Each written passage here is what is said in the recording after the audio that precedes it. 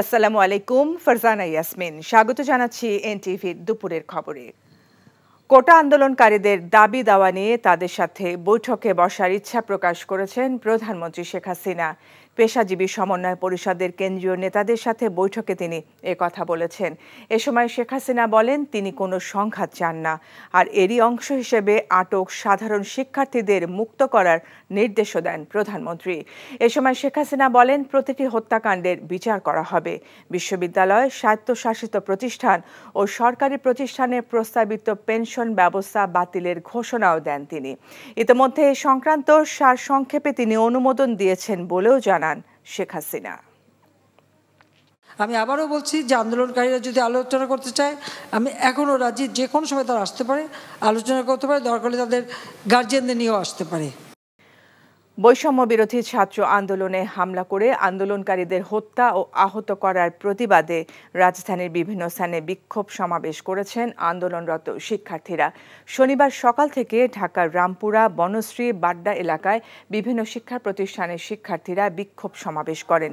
এ সময় তারা অভিযোগ করেন সরকারের নির্দেশে কোটা সংস্কার আন্দোলনকারী শিক্ষার্থীদের উপর হামলা করেছে আইন শৃঙ্খলা রক্ষাকারী বাহিনী ও সরকার সমর্থকরা।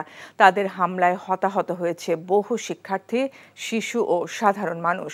অবিলম্বে হামলাকারীদের গ্রেফতার ও সরকারের পদত্যাগ দাবি করেন বিক্ষোভকারী শিক্ষার্থীরা। এদিকে শিক্ষার্থীদের উপর হামলা ও হত্যাকারীদের বিচারের দাবিতে বিক্ষোভ করেছেন অভিভাবকরা। শাহবাগ জাতীয় জাদুঘরের সামনে থেকে বিক্ষোভ মিছিল নিয়ে বিভিন্ন সড়ক প্রদক্ষিণ করেন তারা।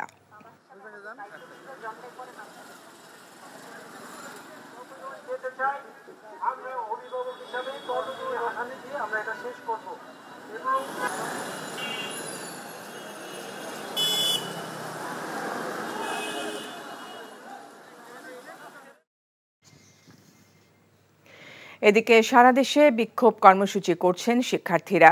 ফরিদপুর মেডিকেল কলেজের সামনে থেকে আন্দোলনকারীরা শহর অভিমুখে রওনা দেয়। তারা শহরের ভাঙা রাস্তার মোড় এলাকায় পৌঁছলে সেখানে পুলিশ তাদের বাধা দেয়। পরে আওয়ামী লীগের সহযোগী সংগঠন, আন্দোলনকারী এবং পুলিশের সাথে সংঘর্ষ বাধে। এ সময় পুলিশ রাবার বুলেট ছুড়ে পরিস্থিতি নিয়ন্ত্রণে আনে। উভয় পক্ষের সংঘর্ষে পুলিশ সহ বেশ কয়েকজন আহত হয়। নারায়ণগঞ্জের নগরীর ২ নম্বর গেট থেকে চাষাঢ়ার কেন্দ্রীয় শহীদ মিনার ও বিজয় স্তম্ভের সামনে বিক্ষোভ করে শিক্ষার্থীরা।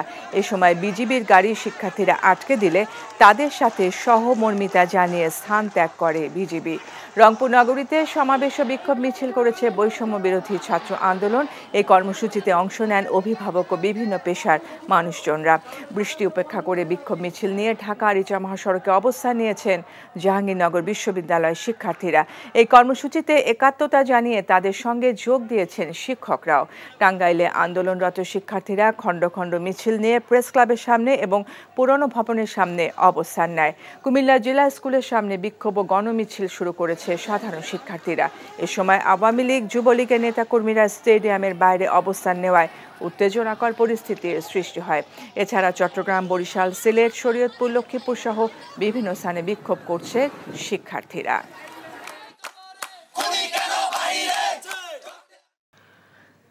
রাজধানীর আফতাবনগর এলাকায় শিক্ষার্থীদের বিক্ষোভ কর্মসূচির কথা কিছুক্ষণ আগে জানিয়েছেন আমাদের সহকর্মী নিয়ামুল আজিজ সাদেক। ছাত্রছাত্রী বিতার সহ ৯ দফা দাবি এবং সরকারের পদত্যাগ সহ নানা ধরনের স্লোগান নিয়ে আজকে আমরা এখানে দেখছি জমায়েত হয়েছে ইস্ট ওয়েস্ট ইউনিভার্সিটি, যেটা আফতাবনগরে অবস্থিত। এখানে আশপাশের যে বিশ্ববিদ্যালয়গুলো রয়েছে, কানাডিয়ান ইউনিভার্সিটি, ব্র্যাক ইউনিভার্সিটি এবং এর সাথে IUB university, AIUB, American international university, সব বিশ্ববিদ্যালয় থেকে এমনকি আইডিয়াল স্কুল অ্যান্ড কলেজ, তাদের শিক্ষার্থীরা এখানে এসেছে। এখানে অভিভাবকরাও এসেছে এবং অভিভাবকদেরকে আমরা দেখেছি যে এই ধরনের দাবির পক্ষে তারা তাদের অবস্থান জানান দিচ্ছেন। শুধু তাই নয়, তারা বলছেন যে পর্যন্ত তাদের দাবিগুলো মেনে না নেওয়া হয় সেক্ষেত্রে তারা এই আন্দোলন তারা চালিয়ে যাবেন। আমরা এখানে দেখেছি জাতীয় পতাকা হাতে বিভিন্ন বয়সের শিক্ষার্থীরা এখানে অবস্থান নিয়েছেন এবং তাদের মুখে একই স্লোগান যে এই সরকার তাদের যে ছাত্র যাদেরকে মৃত্যুবরণ করতে হয়েছে তাদের যে বিচার, সেই বিচারটি তারা দাবি করছেন। কোটা সংস্কারের দাবিতে চলমান আন্দোলন ঘিরে সংঘাত বন্ধ, বিশ্ববিদ্যালয় ও হলগুলো খুলে দেওয়ার দাবি জানিয়েছে সাধারণ শিক্ষার্থী মঞ্চ। সকালে রাজধানীর শাহবাগের জাতীয় জাদুঘরের সামনে মৌন অবস্থান কর্মসূচি থেকে এই দাবি জানায় মঞ্চটি।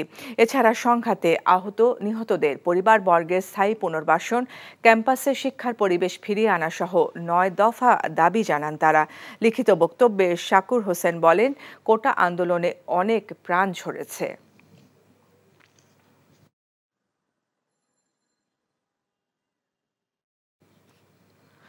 ছাত্রদের হত্যা করে গণকবর দেওয়া হয়েছে, যা পাকিস্তানি হানাদার বাহিনীর বর্বরতাকেও হার মানিয়েছে, এমন অভিযোগ করেছেন বিএনপি মহাসচিব মির্জা ফখরুল ইসলাম আলমগীর। দলটির স্থায়ী কমিটির সদস্য আমির খসরু মাহমুদ চৌধুরীর বাসায় সাক্ষাৎ শেষে ব্রিফিংয়ে তিনি এই অভিযোগ করেন। সেই সাথে তিনি দাবি করেন, এই আন্দোলনের প্রথম দিন থেকেই শিক্ষার্থীদের সাথে একাত্ম ছিল বিএনপি।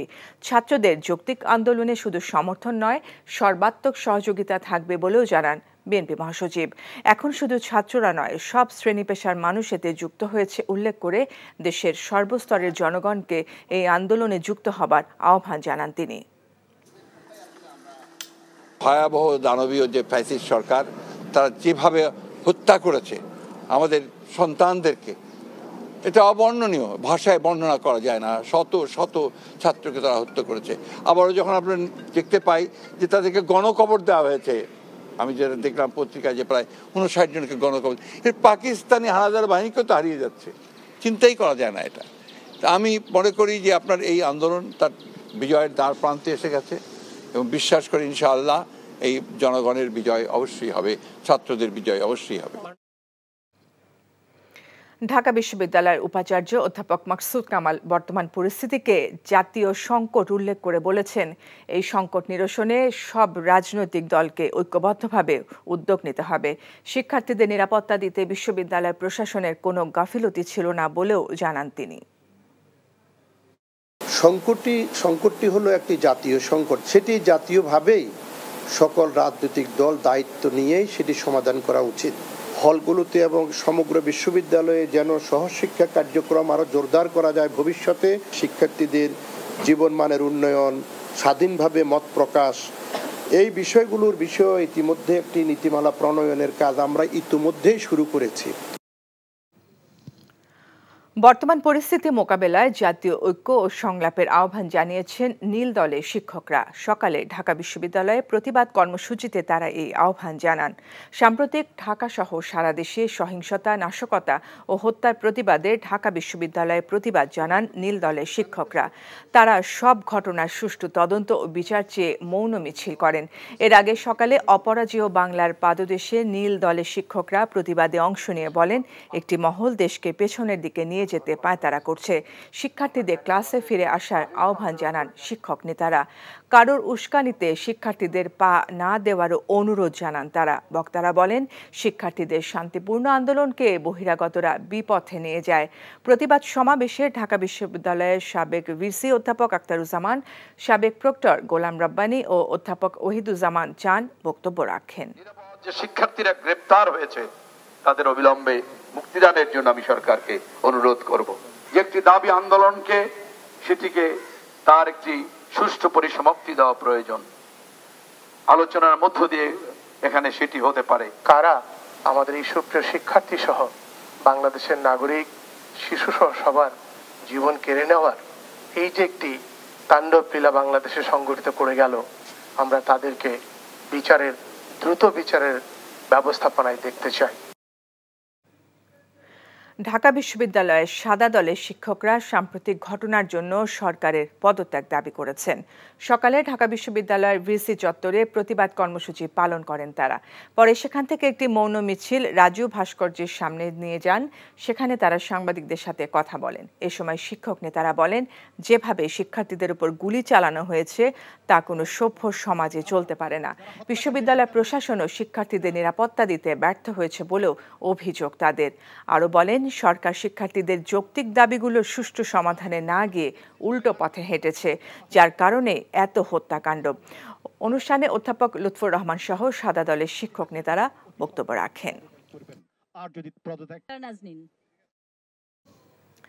রাজধানীর সায়েন্স ল্যাব এলাকায় আছেন আমাদের রিপোর্টার নূর হোসেন। তিনি জানাচ্ছেন সেখানকার শিক্ষার্থীদের জমায়েতের সবশেষ খবর। আমি এই মুহূর্তে অবস্থান করছি রাজধানীর সায়েন্স ল্যাবরেটরি যে মোড়টি রয়েছে সেই মোড়ে। এই মোড়টি বেলা 12টার পর থেকেই শিক্ষার্থী এবং ছাত্র জনতার দখলে চলে গেছে। শিক্ষার্থী এবং ছাত্র জনতা মোড়টি অবরুদ্ধ করে রেখেছে। 12টার পর থেকে এখানে কোনো ধরনের যানবাহন চলাচল করছে না। শিক্ষার্থীরা বলছেন তাদের যে 9 দফা দাবি ছিল, সেই 9 দফা দাবির যে যৌক্তিকতা সে সময় পুরিয়ে গেছে, সে যৌক্তিকতা শেষ হয়ে গেছে। এখন যে দাবি তাদের সেটি হচ্ছে 1 দফা 1 দাবি, শেখ হাসিনার যে পদত্যাগ, সেই শেখ হাসিনার পদত্যাগের দাবি তারা জানাচ্ছেন। তারা বলছেন তাদের যে সমস্ত ভাইদের হত্যা করা হয়েছে, তাদের হত্যাকাণ্ডের সঙ্গে যারা জড়িত তাদের সঙ্গে কোনো ধরনের আলোচনা করার সময় এখন আর নেই। তাদের সঙ্গে আলোচনা করে কোনো ধরনের সমঝোতায় যাওয়ার সময় নেই। এই জন্য শিক্ষার্থীদের অভিভাবক সহ ছাত্র জনতা আজ এই সায়েন্স ল্যাব মোড়ে তারা অবস্থান নিয়েছে এবং এখান থেকে তারা দাবি জানাচ্ছেন। সারা দেশে যে গণ অভ্যুত্থানের সৃষ্টি হয়েছে তাতে সরকারের পতন না হওয়া পর্যন্ত সাংবাদিকরা রাজপথ ছাড়বে না বলে জানিয়েছেন বাংলাদেশ ফেডারেল সাংবাদিক ইউনিয়নের সভাপতি রুহুল আমিন গাজী। সকালে জাতীয় প্রেস ক্লাবের সামনে সাম্প্রতিক সহিংসতায় নিহত 4 সাংবাদিক সহ সবার মৃত্যুর বিচারের দাবিতে বাংলাদেশ ফেডারেল সাংবাদিক ইউনিয়ন ও ঢাকা সাংবাদিক ইউনিয়ন আয়োজিত মানববন্ধনে তিনি একথা বলেন। মানববন্ধনে বক্তারা বলেন, এখন কোনো বিচার চাওয়ার আর সময় নেই। নিরস্ত্রভাবে যাদের হত্যা করা হয়েছে সেই হুকুমদাতার বিদায় চাই। আইন শৃঙ্খলা বাহিনীর সদস্যদের উদ্দেশ্যে বক্তারা বলেন, জনগণকে যৌক্তিক আন্দোলন করার সুযোগ দিতে হবে। অযথা জনগণের দিকে বন্দুক তাক না করার আহ্বান জানান মানববন্ধনে উপস্থিত সাংবাদিক নেতারা। ঝড়ের কবলে পড়ে ভোলার চরফ্যাশনে 13 জেলে সহ একটি মাছ ধরার ট্রলার ডুবে গেছে। এর মধ্যে 5 জনকে জীবিত উদ্ধার করা হলেও নিখোঁজ রয়েছে এখনও 8 জন। গত রাতে হঠাৎ ঝড়ের কবলে পড়লে চরফ্যাশন উপজেলার ঢালচরের শিবচর নামক এলাকায় ট্রলারটি ডুবে যায়। এ সময় পাশে থাকা অন্য জেলেরা গিয়ে 5 জনকে উদ্ধার করে। 8 জনের কোনো সন্ধান পাওয়া যায়নি বলে জানিয়েছেন তারা। এদের সবার বাড়ি চরফ্যাশন উপজেলার দুলারহাট থানার আহমদপুর ইউনিয়নে বলে জানান ওসি মাকসুদুর রহমান মুরাদ। নিখোঁজ জেলেদের উদ্ধারের চেষ্টা চলছে বলে জানিয়েছেন তিনি।